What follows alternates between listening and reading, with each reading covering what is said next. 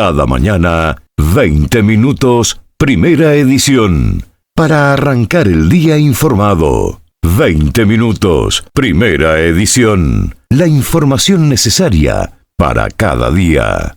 Muy buenos días nuevamente a todos los que nos están escuchando a través de la radio en la 91.9 FM, en la 100.7 FM HD4. Ya también estamos en vivo en nuestro canal de YouTube para que puedan conectarse y no solo escucharnos, como les decía, sino también vernos. Mi nombre es Elior Vallejo, está Eric Cifuentes. Buenos días, Eric. Celia, amigos, muy buenos días y como siempre empezamos con la información nacional. Ayer acabó la cumbre del G7 en Alberta. El primer ministro Mark Carney anunció el día de ayer miles de millones de dólares en gastos en apoyo a Ucrania y sanciones más severas contra Rusia, a tiempo de condenar la barbarie rusa tras un nuevo ataque letal en la capital ucraniana, en Kiev. Junto al presidente ucraniano Volodymyr Zelensky, antes de una reunión paralela durante el último día de la cumbre del G7 en Alberta, Carney anunció una nueva inversión de $2,000 millones para financiar helicópteros, drones y municiones. Su oficina indicó que ese dinero también está destinado a la compra de vehículos blindados. Carney también anunció un préstamo de $2,300 millones para ayudar a reconstruir infraestructuras y sistemas públicos en Ucrania. La oficina del primer ministro indicó que ese préstamo está reembolsado o será reembolsado utilizando para ello los intereses del dinero ruso congelado en Europa. Canadá también prometió aplicar sanciones contra individuos rusos, entidades que contribuyen a evadir las sanciones y 200 buques, los buques fantasma, parte de lo que suele denominarse la flota en la sombra de Rusia. Estos viejos barcos petroleros son utilizados para evadir las sanciones impuestas por infringir el precio límite fijado para el petróleo ruso. Bueno, y es definitivamente información que ha dejado esta reunión tan importante, Eric, que tiene que ver con reuniones de siempre con el G7, pero también con reuniones estratégicas y con invitados estratégicos en pro de pues Canadá, de todo de lo que ha surgido de la guerra comercial y cómo poder realmente buscar otros aliados más allá de Estados Unidos. Y se puede decir que en términos generales ha sido bueno esto que ha sucedido estos días. Yo creo que para Carney fue exitoso, tuvo ese 1-1 con Donald Trump, que era importante tenerlo. Y también importante, bueno, en esas conversaciones no pudieron llegar a un acuerdo. Creo que las conversaciones fueron cordiales, lo que se hizo público fue cordial, pero ese plazo de 30 días de llegar a un acuerdo creo que es importante para este país, sin duda. El intento de restablecer las relaciones con India, una de las economías pues emergentes más importantes del mundo, importante también para el gobierno de Carney, y la relevancia del G7, porque se cuestionaba mucho que el G7 ya no es el G7, es el G7 más otras economías importantes que pues participan no necesariamente en la primera fecha de la cumbre, es una cumbre solamente de 2 días, pero en la segunda fecha, como fue el primer ministro Modi, como fue la presidenta mexicana Claudia Sheinbaum, o sea, la representación mexicana es una de las economías más grandes, número 12 si no me equivoco, entre otros países que pues otros líderes, el mismo Zelensky, que pues nuevamente hizo el viaje, y hay muchas personas que lo critican duramente porque hasta cuándo vamos a estar financiando esta guerra en Ucrania, lo cual tarde o temprano ambos países tienen que llegar a un acuerdo, ¿no? Lo cual Trump en la campaña dijo, yo resuelvo esto en 24 horas. Bueno, han pasado numerosas 24 horas en su gestión y pues si no se ve un panorama que podríamos decir estamos cerca a llegar a un acuerdo. Es más, se ha exacerbado el conflicto en las últimas semanas.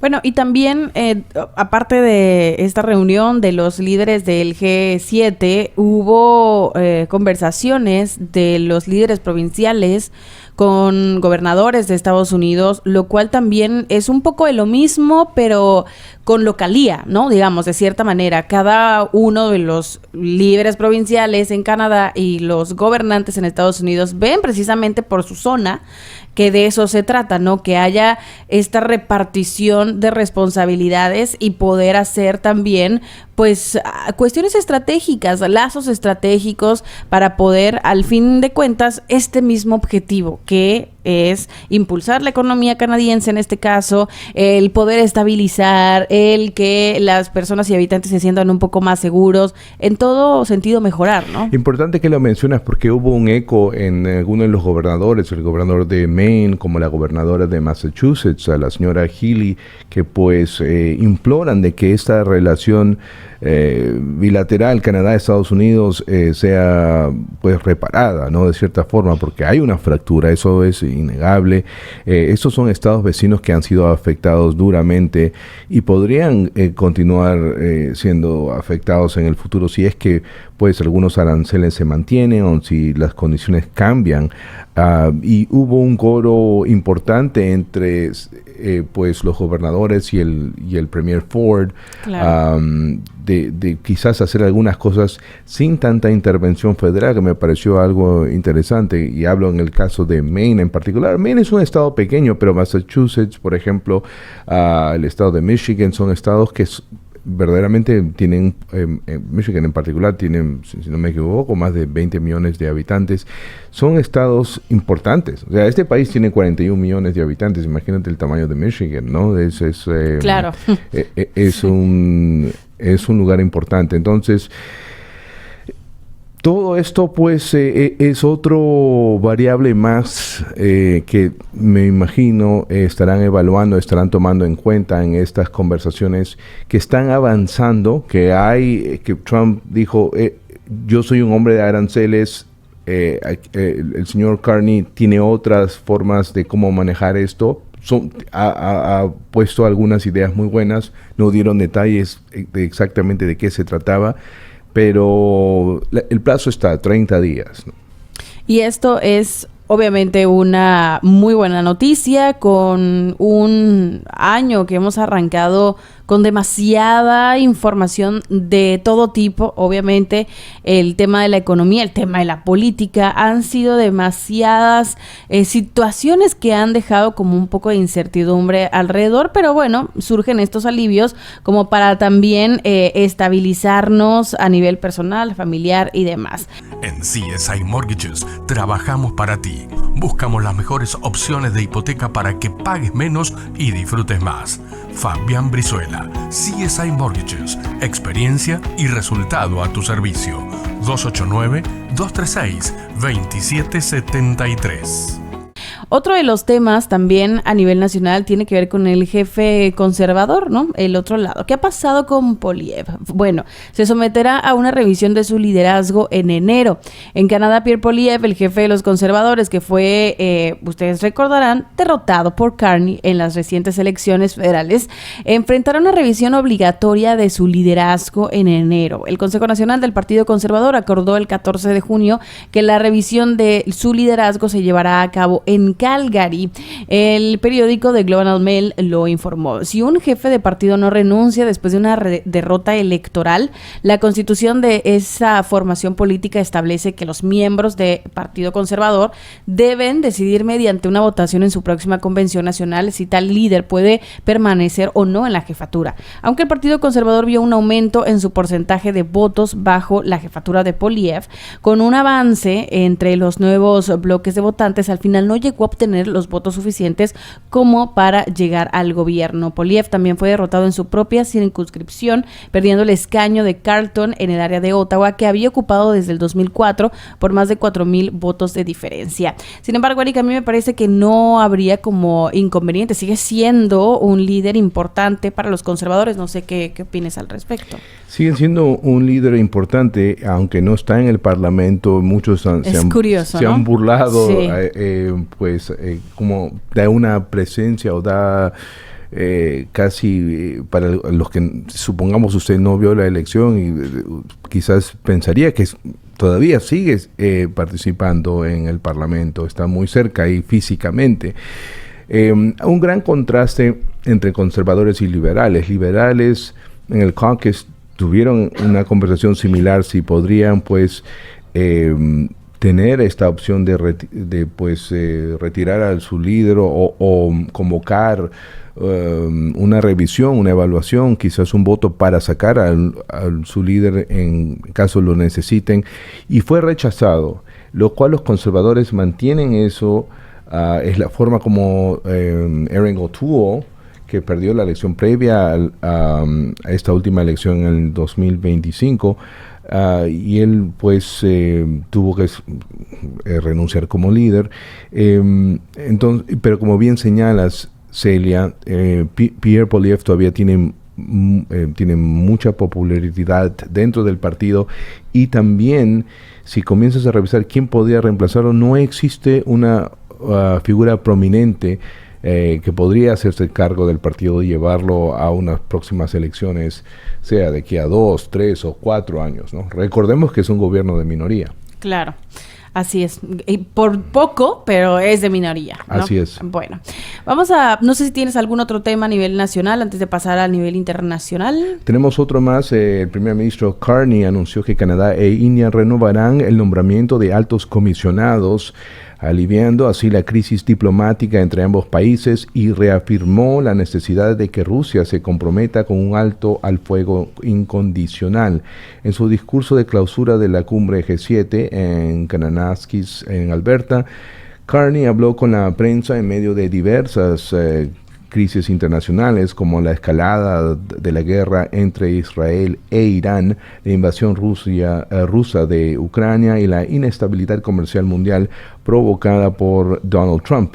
Carney trabaja para reducir la dependencia de Canadá a las exportaciones a Estados Unidos. El primer ministro anunció que él y el primer ministro indio, el señor Modi, acordaron renovar el nombramiento de altos comisionados en sus respectivos países. Y esto, hubo críticas internas dentro del Partido Liberal. Algunos analistas dijeron, wow, ni siquiera preguntaron y tomaron las decisiones, que ha sido como el modo operandi del señor Carney al comienzo de su gestión. No hay tiempo para... creo que tiene el capital político para hacerlo. Ustedes no hubieran estado aquí sin mí, sin tener que decirlo. Entonces, muchas decisiones se están tomando sin estas discusiones. Y esta es una de ellas, porque al principio hubo un comunicado bastante cordial, que por el momento, sí, queremos en algún momento mejorar las relaciones, pero el señor Modi no estaba invitado. Y eso cambió en un lapso de menos de 48 horas, y Modi fue invitado a la G7. Así es. Y bueno, ahora sí pasamos al ámbito internacional. Los titulares, los principales titulares de los diferentes medios, lo que abordan es el conflicto Israel-Irán, también lo que sigue sucediendo en Gaza. Ha quedado, como bien lo hemos comentado, un poco de lado también lo que sigue sucediendo en Ucrania, Rusia, pero dentro de lo último, el ejército de Israel interceptó 7 drones lanzados desde Irán antes de que cruzaran su espacio aéreo.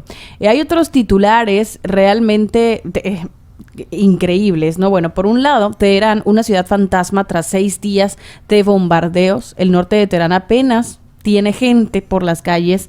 Los animales, lamentablemente, ¿no? Los que se quedan, que pueden llegar a quedar ahí atrapados, escarbando en la basura, sin recoger. Fuerte presencia policial bajo el sonido constante de explosiones que acompañan el paseo de quien se atreve a aventurarse a salir de casa.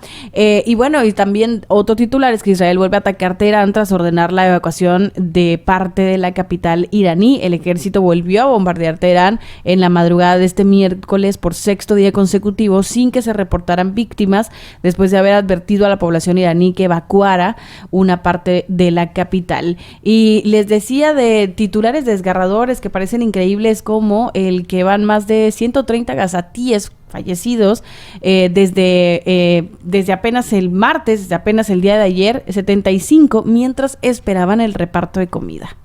Increíble. Sí, una situación que pues aún no estamos cerca a una solución, y críticas de todas partes, protestas por todos lados.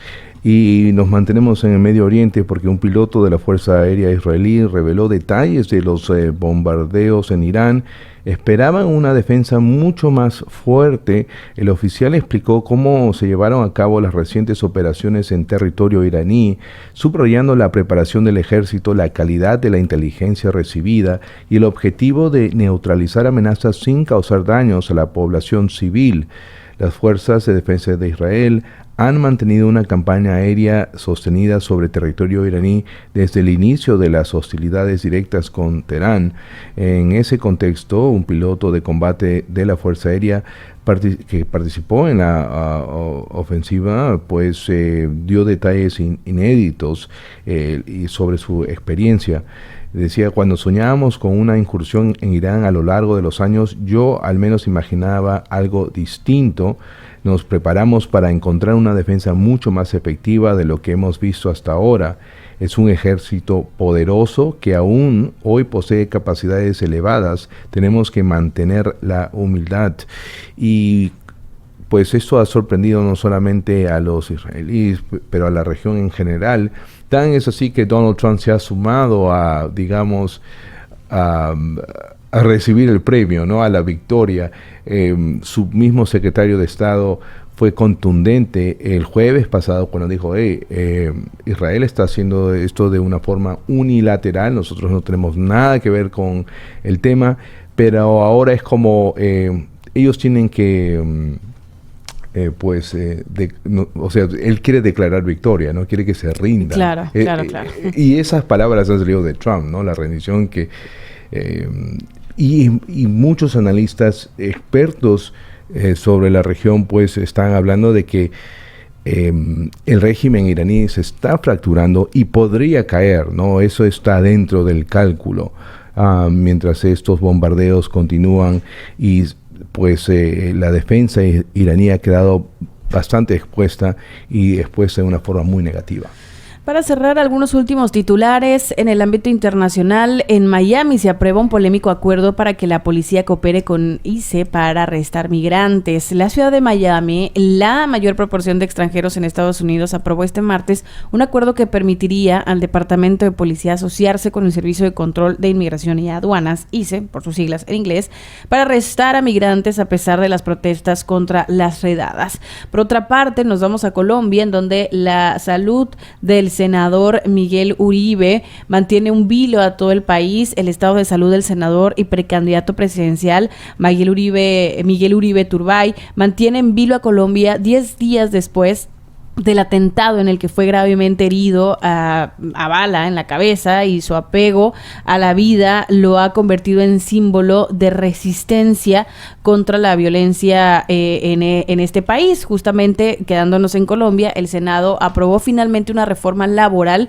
impulsada por Petro. El Senado aprobó sorpresivamente el día de ayer la reforma laboral auspiciada por el presidente Gustavo Petro. El proyecto de ley promete aumentar el salario en fines de semana, feriados, jornadas nocturnas, eliminar la contratación por horas y garantizar contratos a los aprendices. Y de la violencia pasamos a la corrupción, la justicia y la corrupción. La justicia argentina concedió ayer el beneficio de la cárcel domiciliaria a la expresidenta Cristina Fernández, condenada a 6 años de prisión, y dejó sin efecto su comparecencia ante el tribunal, lo que significa que la líder peronista ya está presa y que ha entrado en vigor la condena desde su casa. El juez Jorge Gorini, a cargo de la ejecución de la sentencia, otorgó a Fernández, de 72 años, el cumplimiento de la condena en su domicilio en el barrio capitalino de Constitución, rodeado de simpatizantes de la expresidente desde la semana